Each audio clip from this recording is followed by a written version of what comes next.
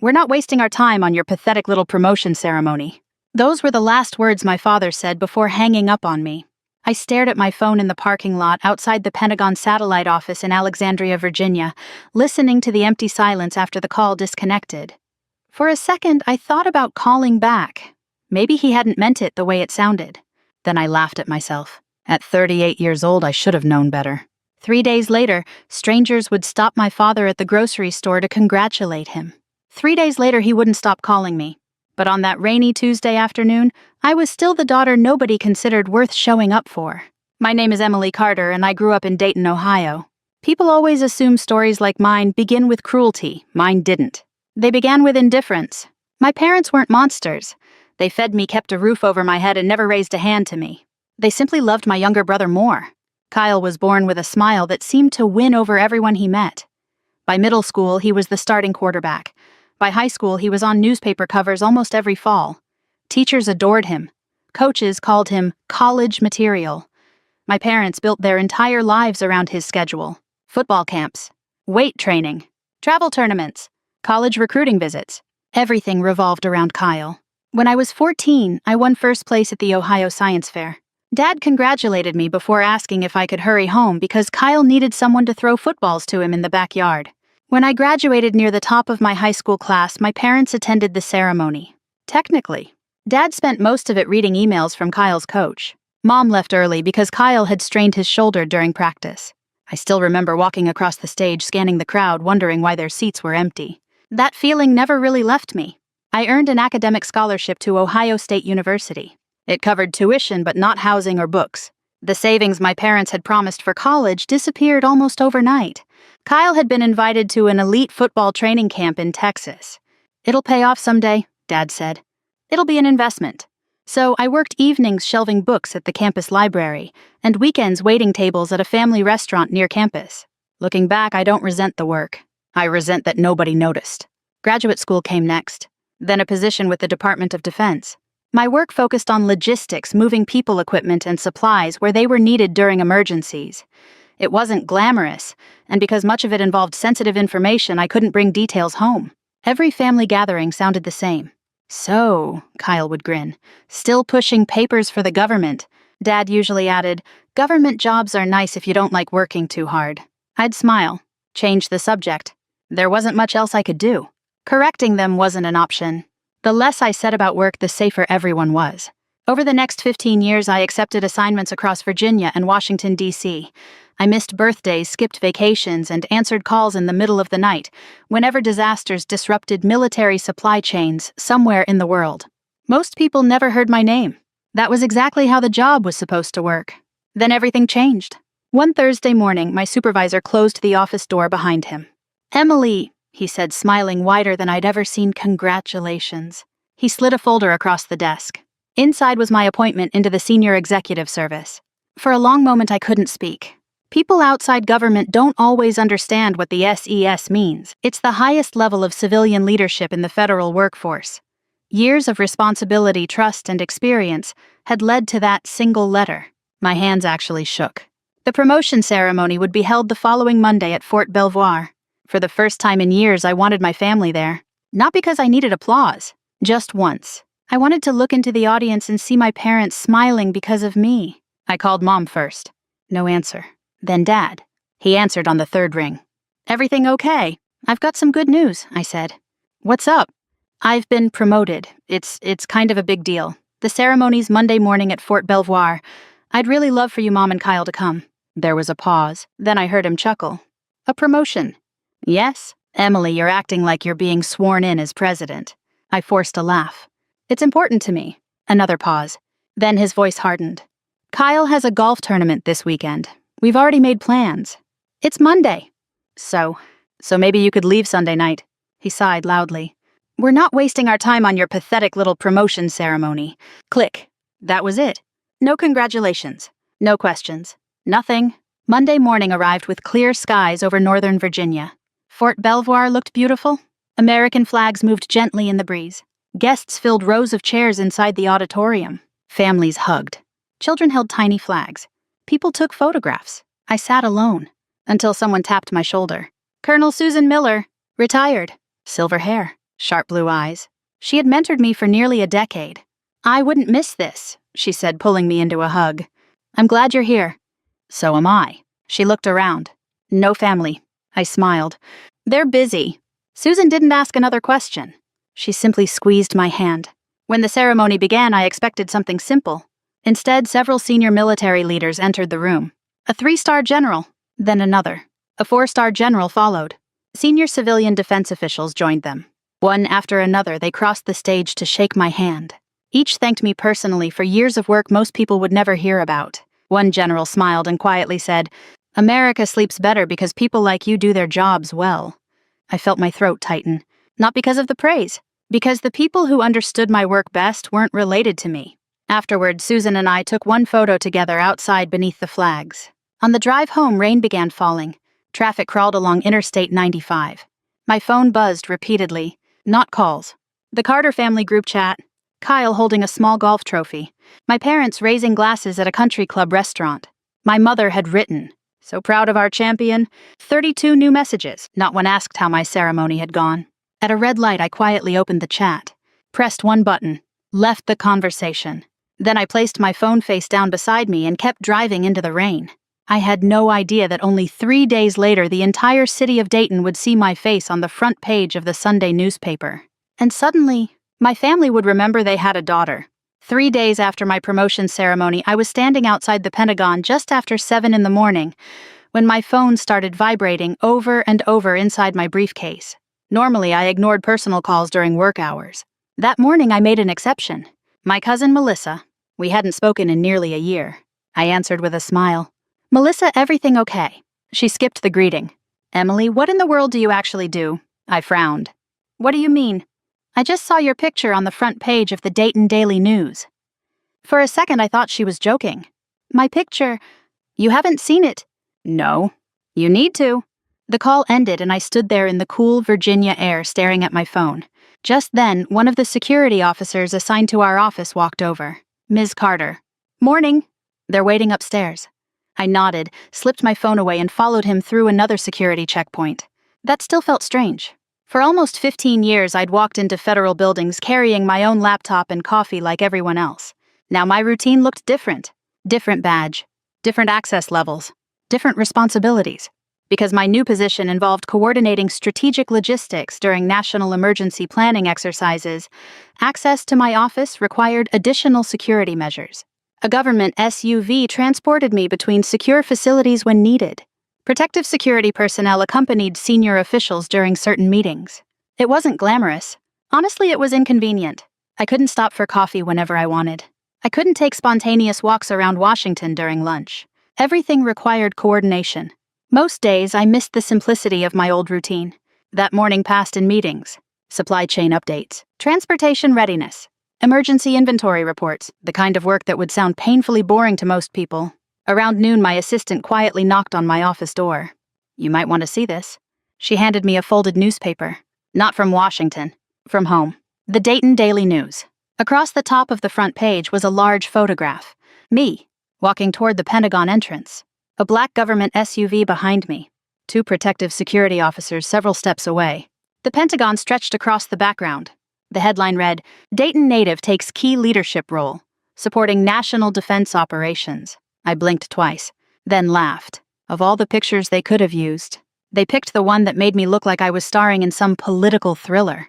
I knew exactly how it happened. A local reporter had attended a Department of Defense media event 2 weeks earlier. Several newly appointed senior civilian leaders had been photographed entering the building. Apparently, one of those photos had made its way back to Ohio. I read the article. Thankfully, it revealed almost nothing sensitive. No classified information. No operational details. Just my career history. Where I'd grown up. My education. The promotion into the senior executive service. A few quotes from department leadership about public service. Safe. Professional. Forgettable. At least that's what I thought.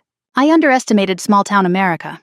By the time I finished work that evening, I had 23 missed calls. Former teachers. Neighbors. People I hadn't spoken to since high school. One voicemail came from my old chemistry teacher. "Emily, I always knew you'd do something meaningful." Another came from the librarian where I'd worked in college. "So proud of you." One message made me laugh. Coach Daniels, Kyle's old football coach. I guess your brother wasn't the only Carter kid with potential. That one almost made me spill my coffee. The next morning, things became even stranger. Walking through the Pentagon cafeteria, people I barely knew smiled. Someone joked about my new hometown celebrity status. Another asked if I'd signed any newspapers yet. I rolled my eyes. I'm just trying to eat breakfast. The joke followed me all day. Late Sunday afternoon, Susan Miller called. So, she said, you've become famous. I hope not. I had 3 people send me your newspaper article. I'd rather they forgot about it by tomorrow. Susan chuckled. They won't. She was right. Because the attention hadn't reached its real destination yet, it reached Dayton. At church that Sunday morning, Pastor Allen reportedly congratulated my parents during announcements. Several veterans thanked Dad for raising such a remarkable daughter. Neighbors knocked on their front door carrying copies of the newspaper. The local hardware store owner apparently refused to let Dad pay for his coffee. Your daughter's making Dayton proud. For the first time in my life. People recognized my parents because of me, not because of Kyle. I learned all of that later. At the time, I was simply trying to finish laundry Sunday evening when my phone rang. Mom. I stared at her name for several seconds. The last conversation we'd had ended 6 months earlier. She'd called to ask if I could help Kyle move into another apartment. She hadn't asked how I was, only whether I owned a pickup truck. I answered carefully. Hi, Mom. Oh, sweetheart. Her voice sounded different, soft, warm, almost unfamiliar. I've been trying to reach you. I've been working. We saw the newspaper. I figured. We're so proud of you. Silence. Those 4 words should have made me happy.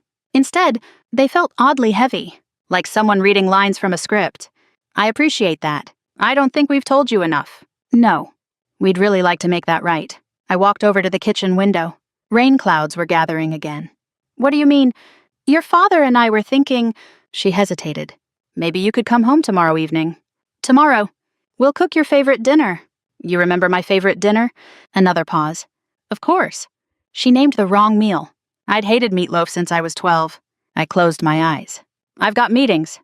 We really need to talk. About what? Oh, another pause. We'll explain when you get here. There it was. The sentence I'd been waiting for. Not, we miss you. Not, we love you. Not, we're sorry. Instead, we need to talk. I thanked her. Told her I'd think about it. Then hung up. 5 minutes later, Dad called. He sounded unusually cheerful. Looking forward to seeing you tomorrow. Interesting. 3 days earlier, my promotion ceremony had been a waste of time. Now, family dinner couldn't wait. People don't usually transform that quickly. Circumstances do. I poured myself a cup of tea and sat quietly in my apartment. The newspaper lay folded on the coffee table. I looked at the photograph again, not because I was proud of it, because I was trying to understand what everyone else was seeing. They weren't looking at Emily, the quiet daughter, the dependable sister, the one nobody celebrated. They were looking at the woman standing beside the Pentagon, the woman they suddenly believed had influence, power, connections, opportunity. I had a feeling tomorrow's invitation wasn't about repairing our family. It was about something they wanted. I just didn't know what. Then at exactly 8:17 that evening, my phone rang again. This time the caller ID showed a name I didn't recognize. When I answered, a calm female voice introduced herself. Ms. Carter, my name is Rachel Jennings. I'm the attorney handling your parents' foreclosure case. My heart sank. Before I could ask a single question, she said something that changed everything. I think there's information you deserve to know before tomorrow's family dinner. Rachel Jennings waited until I pulled into a rest area off Interstate 70 before explaining why she'd called. She didn't rush, didn't dramatize anything. She simply spoke the way experienced attorneys do when they've delivered difficult news too many times before. Ms. Carter, your parents' mortgage entered foreclosure several months ago. I looked out the windshield at rows of parked semi-trucks. I'm sorry, what? There have actually been multiple mortgages. I frowned. Multiple? 3 refinances over the last 9 years? I leaned back in my seat. That didn't make sense.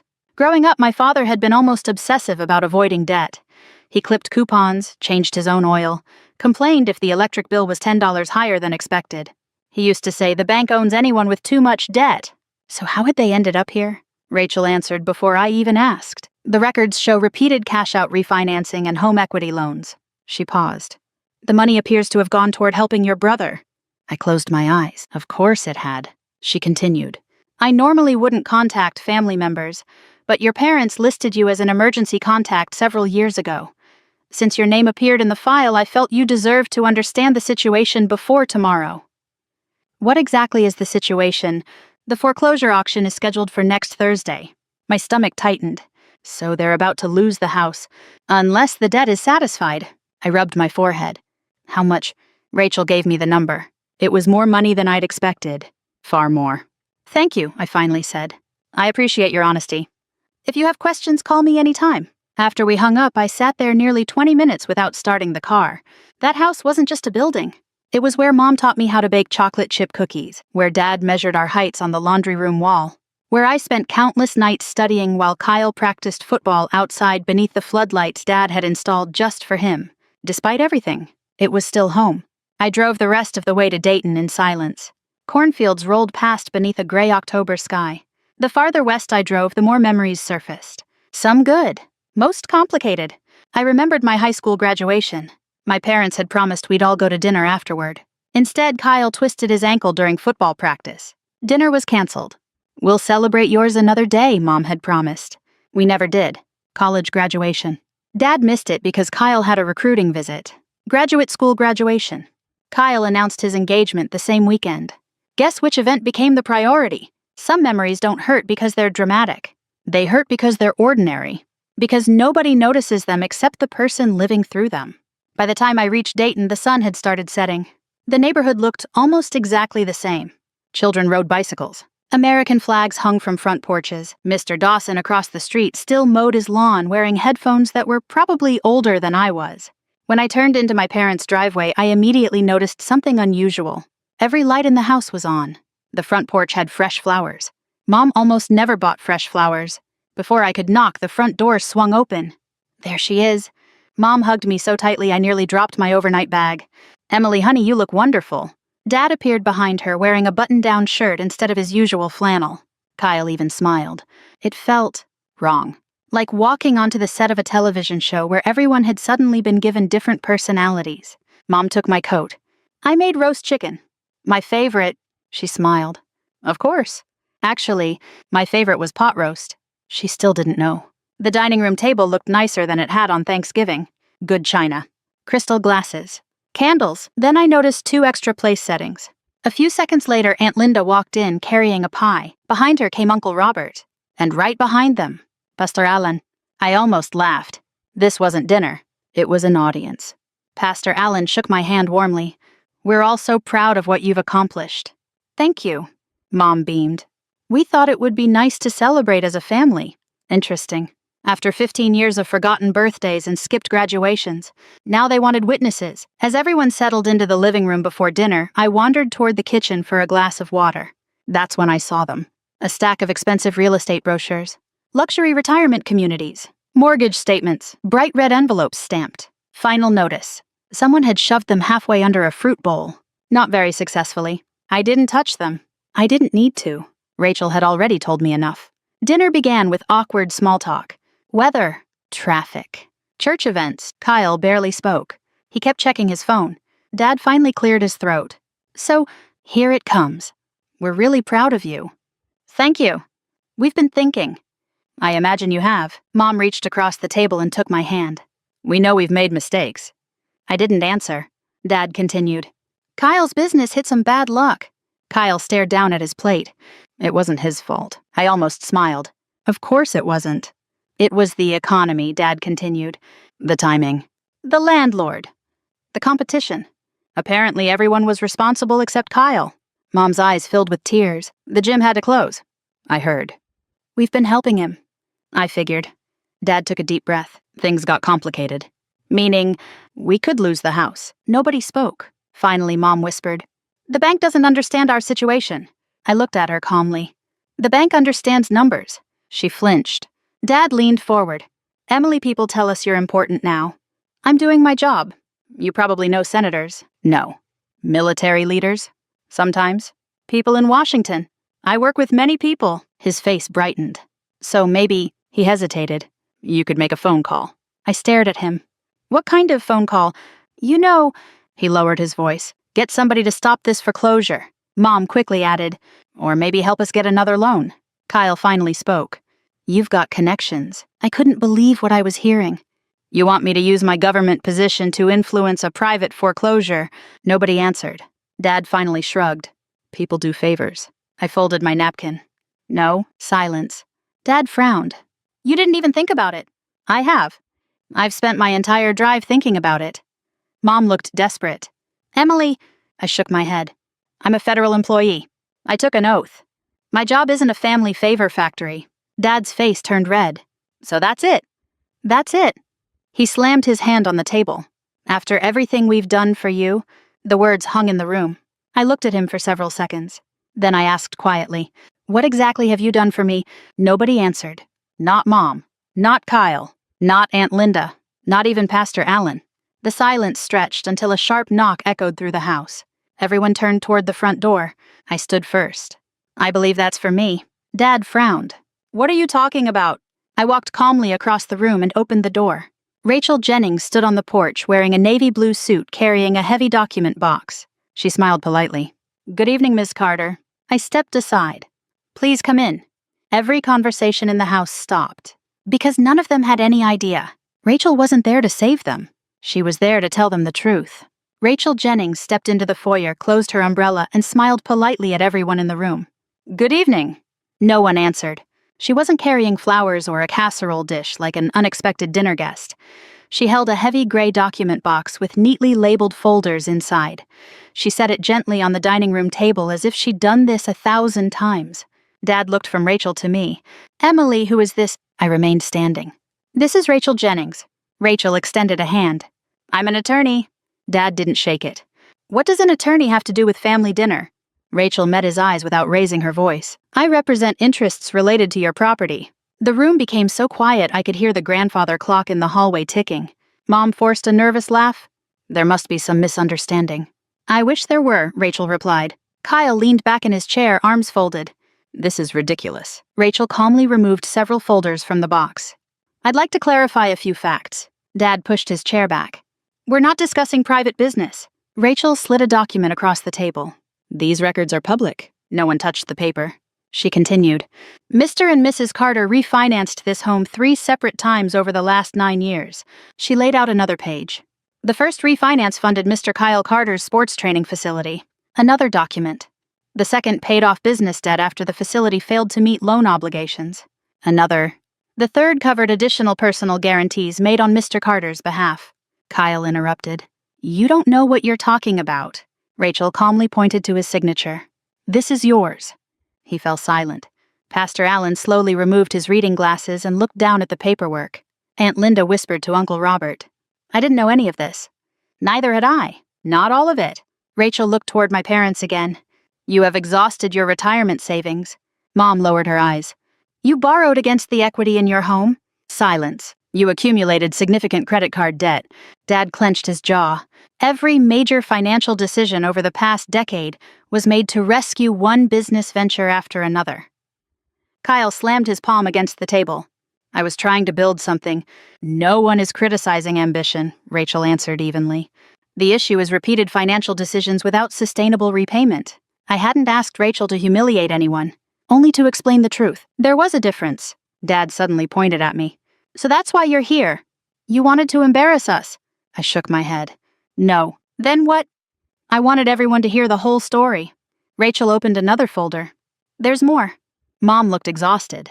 What else could there possibly be? Rachel unfolded several payment records. 5 years ago, Mrs. Carter underwent emergency surgery. Mom frowned. Yes? You believed an anonymous charitable program paid the remaining hospital balance. She placed copies on the table. It wasn't a charity. Mom looked confused. Rachel turned toward me. It was Emily Carter. Mom stared at me. You? I nodded. You never told us. You never asked how I knew you'd recovered. Tears filled her eyes. Rachel continued. For the last 3 years, overdue property taxes were also paid anonymously. Dad slowly looked up. That? Rachel nodded. Also Ms. Carter. Uncle Robert turned toward me in disbelief. You've been helping all this time. I shrugged. It was still my parents' home. Kyle looked genuinely stunned. You paid our taxes? I paid to keep Mom and Dad from losing the house. He opened his mouth, closed it again. Rachel reached into the box one final time. This document concerns last Thursday. Every instinct in my body tightened. I already knew what it contained. Still, seeing it in writing felt different. Rachel laid a certified deed in front of my father. "The foreclosure auction has concluded," Mom gasped. "No. The bank legally repossessed the property." Dad's face turned pale. We still have time." Rachel gently shook her head. "No." Kyle stood so quickly his chair tipped backward. "So we're homeless." Rachel slid one last document across the table. "Not exactly." Dad picked it up with trembling hands. His lips moved silently as he read. Then he stopped. His shoulders collapsed. "What?" His voice barely came out. "What is this?" Rachel answered quietly. "This is the recorded deed." Dad slowly looked at me. "The house," Rachel finished the sentence, "is now legally owned by Emily Carter." Nobody moved. Nobody breathed. Mom covered her mouth with both hands. Kyle looked at me as though I'd become a stranger. "You bought the house." I nodded once. "The morning after Rachel called me." Dad's eyes filled with tears. "You bought our house?" "I bought it from the bank." "You planned this." Kyle practically shouted the words. "You waited until we begged for help." For the first time that evening, I raised my voice. "No." The word echoed through the dining room. "I spent 15 years trying to help this family." Everyone froze. "I paid Mom's hospital bills. I paid your property taxes. I loaned you money when your first business failed." Kyle. His head snapped up. "What?" "You thought the loan came from an investor. It didn't. It came from me." Kyle's face lost all color. I asked a friend to keep my name out of it because I knew you'd never accept help from your boring government worker sister." No one spoke. I looked at my father. "Do you remember my high school graduation?" He stared at the floor. "You left before my name was called." My mother began crying. "Do you remember college?" "Nothing." "My graduate degree?" Silence. "My first federal award?" No answer. "My promotion ceremony?" Dad closed his eyes. I took a slow breath. I kept waiting for one day. I looked around the room. Just one day. When someone would ask how I was doing before asking what I could do for Kyle. No one could meet my eyes. Pastor Allen quietly stood. He walked to the window and remained there for several moments before speaking. His voice was gentle. "I've spent 30 years counseling families." He turned slowly. "And today, I'm not witnessing a daughter abandon her parents." He looked at Mom, then Dad. "I'm witnessing parents finally seeing the daughter they stopped looking at years ago." Mom broke down completely. She buried her face in her hands. "I'm so sorry." Dad didn't cry. He simply looked around the dining room. The family photographs, Kyle's trophies, old holiday decorations, everything they had fought so hard to protect. Then he whispered something that hurt more than shouting ever could. "I thought there would always be more time." I believed him. Not because it excused anything. Because regret often arrives only after every opportunity has already passed. Rachel quietly closed her folders. "There is one final document." She placed a sealed envelope in the center of the table. "It contains Ms. Carter's proposal regarding the future of this home." Nobody reached for it. They were all looking at me, waiting to learn whether I had come for revenge or for something entirely different. No one reached for the envelope. For almost a full minute, the only sound in the room was my mother's quiet crying. I looked around the dining room where I'd eaten thousands of family meals growing up. The wallpaper hadn't changed. Dad's old grandfather clock still ticked in the hallway. There was even a tiny scratch on the oak table where I'd accidentally dropped a pair of scissors in 6th grade. Some things survive decades. Others disappear long before anyone notices. Rachel gently slid the envelope toward my father. "Mr. Carter, whenever you're ready." His hands shook as he opened it. He pulled out several neatly organized documents. He adjusted his reading glasses twice before speaking. His voice cracked. "This says Karen and I can stay here." Mom looked up. "What?" Dad kept reading. "It says," he swallowed hard, "we may remain in this house for the rest of our lives." A long silence settled over the room. Mom stared at me. "You mean you're not making us leave?" "No." She looked completely confused. "But I didn't buy this house to punish you." Kyle finally spoke. "Then why?" I looked at him.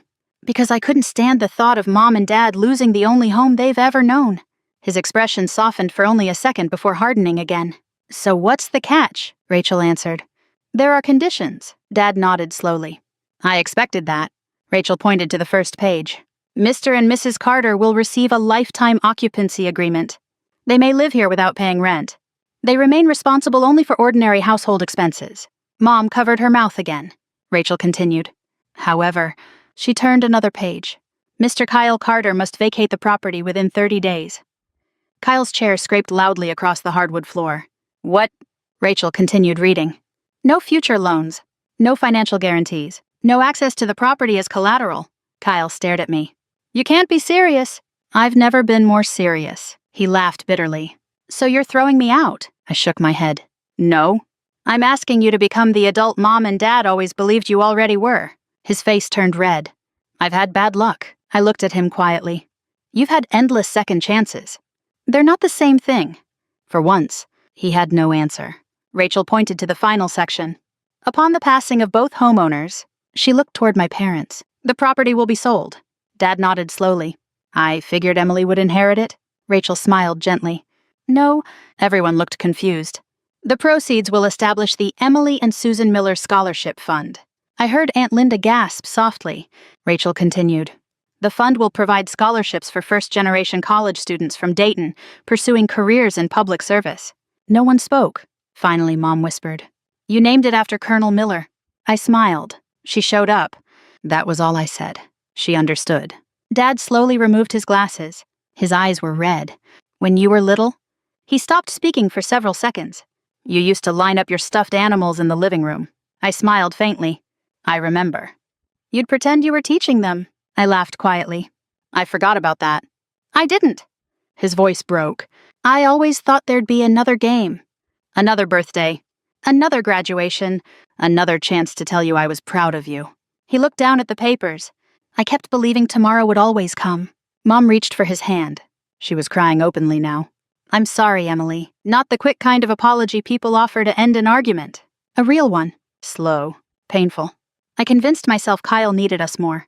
She wiped her eyes. But every time I chose him, I was choosing not to choose you. The room remained completely silent. Pastor Allen finally spoke. I've heard thousands of apologies. He smiled sadly. The hardest ones usually come years too late. He looked at me. What matters now is what happens next. I nodded. I agree. I stood and walked toward the family room. On the mantel sat dozens of framed photographs. Kyle scoring touchdowns. Kyle holding trophies. Kyle shaking hands with coaches. There were only 2 photographs of me. One from elementary school, one from college. Neither had been updated in almost 20 years. I picked up the college picture, smiled, then placed it back exactly where it had been. Not because I wanted to erase the past, because I no longer needed to rearrange it. When I returned to the dining room, Dad had signed the agreement. Mom signed next. Kyle refused. Rachel simply placed his unsigned copy into her folder. That's your choice, she said calmly. But the agreement remains valid. He stormed out the back door without another word. The screen door slammed behind him. No one chased after him. For the first time in his life, he had to solve his own problem. I picked up my overnight bag. Mom stood quickly. You're leaving? Yes, but dinner. I smiled gently. I think we've all had enough for one evening. She nodded. I understand. Dad walked me to the front porch. The October air felt cool against my face. Streetlights had begun flickering on across the neighborhood. He looked older than he had that morning. Not because of age, because truth has a way of adding years to a person's face. As I reached my car, he quietly said, Emily. I turned. I really am proud of you. For years, I'd imagined hearing those words. I'd pictured crying, running back to hug him, feeling healed. Instead, I simply smiled. Thank you. It wasn't forgiveness. Not completely. It was peace. Sometimes that's enough. 3 months passed. Christmas arrived with its familiar lights and crowded airports. I was finishing paperwork in my apartment outside Washington when a handwritten card arrived. No money requests, no guilt, no hidden agenda. Just a Christmas card. Inside was a short note. Dear Emily, the house is quiet these days. Kyle found work at a warehouse outside Dayton. He's renting a small apartment and paying his own bills. We speak every Sunday. Things aren't perfect, but they're honest now. Thank you for giving us a chance we didn't deserve. Love, Mom and Dad. I read the letter twice before placing it inside a drawer. Not because I wanted to forget it, because I finally didn't need to carry it with me everywhere. A week later, I met Susan Miller at Arlington National Cemetery. Winter sunlight reflected across thousands of white marble headstones, stretching over the gentle hills. Neither of us spoke for several minutes. Finally, Susan smiled. So, do you think your family finally sees you? I looked across the quiet landscape. Maybe they did. Maybe they didn't. It no longer mattered the way it once had. I smiled. I didn't build this life so they'd finally notice me. I slipped my hands into my coat pockets. I built it so I'd never need their approval to know my own worth. Susan nodded. I was hoping you'd say that. We continued walking beneath the bare winter trees, leaving only quiet footprints behind us. The deepest revenge isn't making people regret how they treated you. It's creating a life so full of purpose and peace that their approval is no longer something you need to chase. If this story reminded you that your value doesn't depend on someone else's recognition, I hope you'll share it with someone who may need that reminder today. And if you enjoy stories about resilience, quiet strength, and justice that feels earned, I'd love to have you back for the next one.